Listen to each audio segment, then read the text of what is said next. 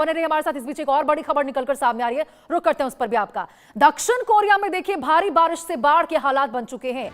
जियोजे में सड़कों पर पानी भर चुका है, कई इलाके जलमग्न हो चुके हैं। ओकपो डोक से भूस्खलन से मलबा घर में घुसा है और जरा इस तस्वीर को आप देखिए। जियोजे में 700 मिलीमीटर से ज्यादा बारिश दर्ज हुई है, 700 मिलीमीटर। राहत और बचाव अभियान लगातार जारी है, लेकिन जो तस्वीरें निकलकर सामने आ रही है वो डराने वाली है, बेहद भयावह है। दक्षिण कोरिया की ये तस्वीर आपको दिखा रहे हैं। भारी बारिश ने हालात वहां पर बहुत ज्यादा बिगाड़ दिए हैं। दक्षिण ग्योंगसांग प्रांत के जियोजे शहर में लगातार बारिश के बाद कई इलाकों में बाढ़ जैसे हालात बन चुके हैं। तस्वीर आपको फुल स्क्रीन पर दिखा रहे। सड़कों पर पानी भर चुका है, कई वाहन डूब चुके हैं। ओकपे डोंग इलाके में तेज बारिश के बाद भूस्खलन हुआ है, जिससे एक अपार्टमेंट की पहली मंजिल मलबे में दब गई है। राहत और बचाव टीमें वहां पर है मौजूद, लगातार वहां पहुंचकर लोगों को बाहर निकाला जा रहा है, लेकिन इसमें एक व्यक्ति की मौत की तक पुष्टि हो चुकी है। और जरा इन तस्वीरों को आप समझेंगे तो अभी तो देखिए ये ऑफिशियल है कि एक व्यक्ति की मौत हुई है, लेकिन जिस प्रकार से ये पानी और मलबा घरों में घुस रहा है, रिहायशी इलाकों में घुस रहा है, गाड़ियां बहती हुई खिलौने की तरह नजर आ रही है। आप इससे अंदाजा लगा सकते हैं कि स्थिति वहां पर दक्षिण कोरिया में बद से बदतर हो रही है। इससे पहले भी हमने ऐसी बाढ़ की तस्वीर वहां पर देखी थी, और अब देखिए बारिश बाढ़ का कहर इस प्रकार से बरपा है दक्षिण कोरिया के ऊपर कि सब कुछ अपने साथ वो बहा कर ले जा रहा है। जियोजे में ये सड़क है, ये जो तस्वीर आप फुल स्क्रीन पर देख रहे हैं टीवी स्क्रीन पर, ये कोई नदी नाला आपको नजर नहीं आएगा। ये एक सड़क है जिस पर कभी आम जनता चला करती थी, जिस पर कभी गाड़ियां रफ्तार पकड़ती नजर आती थी, और आज देखिए इसी सड़क पर गाड़ियां आपको लबालब डूबी हुई नजर आएंगी, खिलौने की तरह बहती हुई नजर आएंगी, यहां तक कि तमाम जो घरें हैं वो उसमें डूबते हुए नजर आएंगे। ब्रायन थमौस हमारे सहयोगी हमारे साथ लगातार बने हुए इस खबर पर भी। ब्रायन, ये जो तस्वीरें हम देख रहे हैं बेहद डरावनी है। हम तो यहां दूर से देख रहे हैं, लेकिन दक्षिण कोरिया में क्या हालात उन तमाम लोगों की हो रही होगी जिस इलाके में यहां बाढ़ बारिश से तबाही मच चुकी है? कोरिया में हेवी रेन ने फ्लड सिचुएशन को बहुत ही ज्यादा सीरियस बना दिया है। साउथ ग्योंगसांग प्रोविंस के जियोजे सिटी में आज सुबह ही 100 मिलीमीटर प्रति घंटा से ज्यादा की इंटेंस रेनफॉल हुई, जिसके बाद रोड्स, रेसिडेंशियल एरियाज और में बहुत ज्यादा पानी बढ़ गया। हम ये विजुअल्स भी अपने अपने टेलीविजन स्क्रीन में दिखा रहे हैं। कई एरियाज में व्हीकल्स और जो घर है वो फ्लड वाटर से काफी ज्यादा अफेक्टेड हुए हैं, और अथॉरिटीज ने भी रेसिडेंट्स को इवैक्यूएशन वार्निंग भी इशू की है। अब जॉर्जिया में हेवी रेन के साथ लैंडस्लाइड्स की भी रिपोर्ट सामने आई है, एक व्यक्ति की मौत की भी पुष्टि हुई है। लेटेस्ट रिपोर्ट्स के मुताबिक एक लैंडस्लाइड में कम से कम एक इंसान की डेथ भी हुई है, जबकि रेस्क्यू टीम्स दूसरे अफेक्टेड रेसिडेंट्स को निकालने में लगी है। अब इस वक्त की सिचुएशन की बात करें, अथॉरिटीज ने इमरजेंसी रिस्पांस टीम एक्टिवेट किया है, और हेवी रेन के बीच लैंडस्लाइड और ओवरफ्लोइंग स्ट्रीम्स का रिस्क भी काफी ज्यादा बना हुआ है। अब जो साउथ कोरिया के जो सदर्न रीजन्स है उनमें भी आज भी हैवी रेनफॉल का फोरकास्ट है, तो इसके वजह से जो रेस्क्यू और रिलीफ ऑपरेशंस है वो बहुत ज्यादा डिफिकल्ट हो जा रहा है टीम्स के लिए। पर कहीं ना कहीं इमरजेंसी रिस्पांस अभी एक्टिवेट कर चुके हैं, और मेन इनका भी काम रहेगा अथॉरिटीज का कि इवैक्यूएशन जल्द से जल्द हो।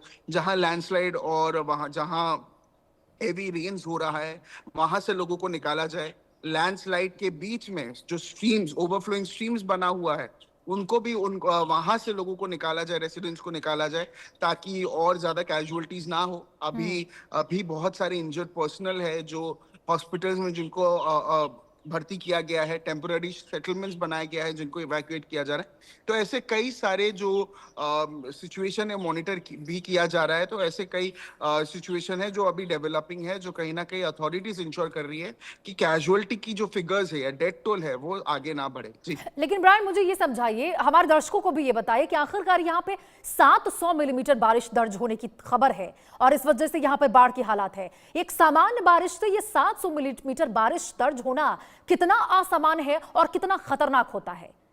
जी बिल्कुल, देखिए प्रति घंटा अगर हम 100 मिलीमीटर्स की बात करें, ओवरऑल अगर 700 मिलीमीटर्स की बात करें, अब ये कहीं ना कहीं ये बहुत ही ज्यादा सीरियस फ्लड सिचुएशन है जो साउथ कोरिया में क्रिएट किया है। अब सदर्न पार्ट्स, कंट्री की सदर्न पार्ट्स, ये सैटरडे से लगातार हैवी रेनफॉल हो रहा है। कुछ एरियाज में 700 मिलीमीटर की बारिश रिकॉर्ड की गई है, जबकि लेटेस्ट रिपोर्ट्स में रेनफॉल 800 मिलीमीटर तक पहुंचने की बात कही गई है। इतनी हैवी रेन्स ने roads, river, low lying areas को बैडली इफेक्ट किया है। साउथ ग्योंगसियांग प्रोविंस के कोस्टल सिटी जो है योजे में रोड्स पर फ्लड वाटर भर गया है, जिसकी वजह से कई नॉर्मल मूवमेंट्स को भी बहुत ज्यादा वो रुक गया है, वो स्थगित हो गया है। अब कहीं ना कहीं योजे में सिचुएशन और ज्यादा सीरियस हो गया, जहां हेवी रेन्स के बाद रेसिडेंशियल बिल्डिंग्स पर लैंडस्लाइड हुआ। रेस्क्यू टीम्स ने बिल्डिंग से 3 लोगों को बाहर निकाला, लेकिन उनमें से एक की हॉस्पिटल में ही डेथ हो गई, जबकि 3 लोग इंजर्ड हुए। अथॉरिटीज ने फर्दर लैंडस्लाइड के रिस्क को देखते हुए अराउंड 100 रेसिडेंट्स को इवैक्यूएट करने की प्रोसेस शुरू की। इसके अलावा रेस्क्यू टीम्स ने 20 स्ट्रैंडेड लोगों तक पहुंचने की कोशिश कर रही है।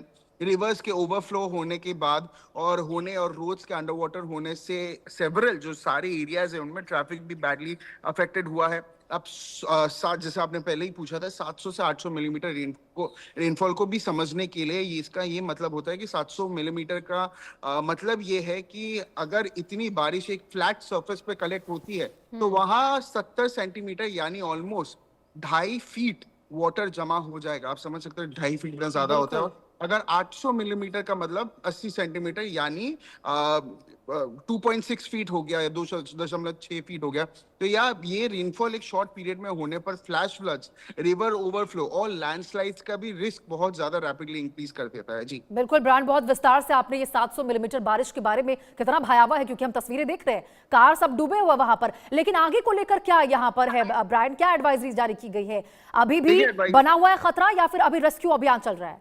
नहीं, देखिए खतरा अभी भी बना हुआ है, क्योंकि आज भी सुबह काफी एरियाज में बारिश हो रही थी। अब ऑब्वियसली मेन चैलेंज यही रहेगा अथॉरिटीज के लिए कि इवैक्यूएशन एफर्ट्स किए जाए। उन्होंने अभी ही बहुत जगहों से जॉर्जी के बहुत सारी जगहों से 200-300 लोगों को रेस्क्यू किया है। इवैक्यूएशन एफर्ट्स चलता रहेगा, क्योंकि लैंडस्लाइड ओवरफ्लोइंग का खतरा भी बहुत ज्यादा बना हुआ है। तो मेन इनका ये है, एडवाइजरी जारी भी किया गया है लोगों के लिए कि आप इंडोर्स रहे, लो लाइंग एरिया से दूर रहे, कोस्टल एरियाज अगर है तो कोस्टल एरिया से दूर रहे। तो ऐसे कई सारे एडवाइजरीज दिए गए हैं प्रोविंस के लोगों के लिए। अब ये मेन चैलेंज ये रहेगा कि अगर बारिश होती है, जो कि अभी सिचुएशन हो रही है, तो लैंडस्लाइड का खतरा ना हो, पानी किस तरह से निकाला जाए, इवैक्यूएशन कितनी जल्दी किया जाए, तो इस पे सबसे ज्यादा फोकस रहेगा। जी बिल्कुल ब्रांड, यानी कि तस्वीरें बहुत ही ज्यादा भयावह यहां पर होती हुई नजर आ रही है। आपने बताया कि एवैक्यूएशन वहां पर लोगों का चल रहा है, लेकिन अब ब्रांड यहां पे चुनौती तो उन लोगों के लिए भी है ना, मतलब बच तो गए हैं, उनको शिविरों में रख दिया गया है, लेकिन अब खाने पीने को लेकर तमाम और चीजें वापस से उनको कैसे वहां पर घर दिया जाएगा, आशियाना उनका बनेगा, ये भी तो बहुत बड़ी चुनौती है। क्योंकि यहाँ पर तो दिखाई दे रहा है कि सारे जो मलबे घरों में घुस चुके, सब कुछ ध्वस्त होता हुआ नजर आ रहा है। जी बिल्कुल, ऑब्वियसली चैलेंज तो बहुत ज्यादा रहेगा, क्योंकि उन्होंने अभी फिलहाल क्लियरली 20 स्ट्रैंडेड लोगों को उन्होंने कोशिश कर रहे हैं कि उनको निकाला जाए। रिवर्स के ओवरफ्लो होने और रोड्स के अंडर वाटर होने से सेवरल जो एरियाज है वो भी ट्रैफिक बैडली अफेक्टेड है। तो ऑब्वियसली मेन चैलेंज ये रहेगा कि इवैक्यूएशन किया जाए। टेम्पररी सेटलमेंट्स बनाए गए हैं जहाँ फूड, शेल्टर, वाटर भी दिया जाए लोगों को, फर्स्ट एड किट्स प्रोवाइड किया जाए। तो ऐसे कई जो सिविलियंस है, जो एनजीओज हैं, जो ऑब्वियसली ह्यूमन राइट्स के कुछ लोग हैं, वो आगे आ रहे हैं ऑब्वियसली सिचुएशन को नॉर्मलाइज करने के लिए। ठीक है ब्रांड, बहुत बहुत शुक्रिया आपका।